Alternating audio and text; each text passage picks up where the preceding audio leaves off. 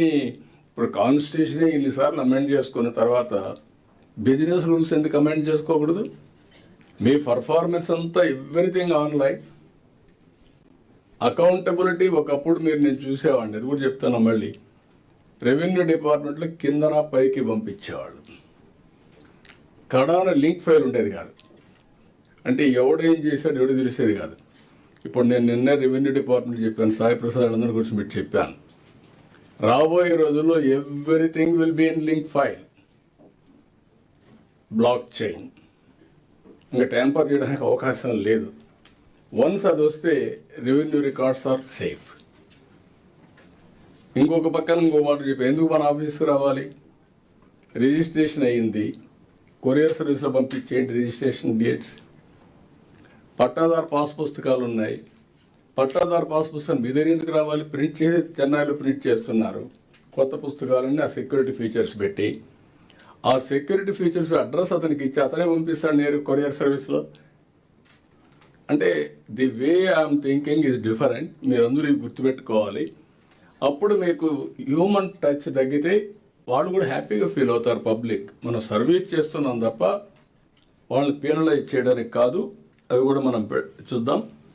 అదే సమయంలో మనకు ఇక్కడికి వచ్చినప్పుడు ఇన్ఫర్మేషన్ టెక్నాలజీ ఇవన్నీ పెట్టిన తర్వాత మనకు ఐటీ అన్నీ కూడా అప్డేట్ చేసుకుంటున్నాం, రియల్ టైంలో వస్తాయి.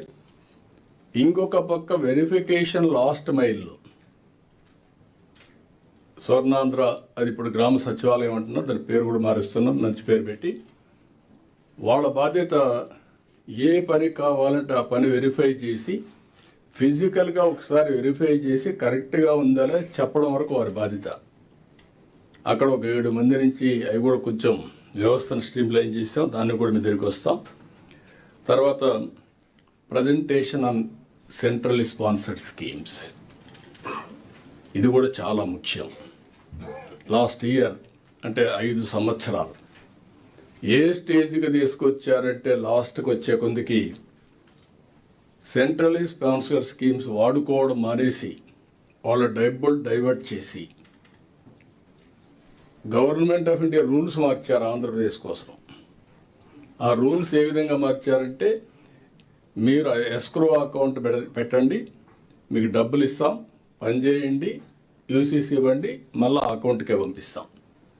అంటే డైవర్ట్ చేయడానికి వీలు లేకుండా కొత్త విధానం తీసుకొచ్చారు. ఆంధ్రప్రదేశ్ జరిగిన అవకతవకల కోసం ఇక్కడ అడ్మినిస్ట్రేషన్ మనం గుర్తుపెట్టుకోవాలి. ఇది ఈ సంవత్సరం మనం మ్యాక్సిమం సెంట్రల్లీ స్పాన్సర్ స్కీమ్స్ తీసుకురావాలి. దానికి కూడా ఏం చేయాలో మనం వర్కౌట్ చేయాల్సిన అవసరం ఉంది. ఇంకొక పక్కన మీరు గుర్తుపెట్టుకోవాల్సింది, ఇక్కడ concern secretaries, ministers, success stories with outcomes. Every department is working for outcome. What is the outcome you are working? ఆ అవుట్కమ్ మీరు చేసిన పని ప్రజలకు కూడా తెలియాలి. How frequently you are communicating, ఇది కూడా ఉండాల్సిన అవసరం ఉంది. ఇవన్నీ కూడా డిపెండ్ అవుతాయి. అదే మరి ఇంకొక పక్కన డెట్. ఆంధ్రప్రదేశ్ బ్రాండ్ దెబ్బతిన్న తర్వాత లెఫ్ట్ అండ్ రైట్ అభివృద్ధి ఆగిపోయింది.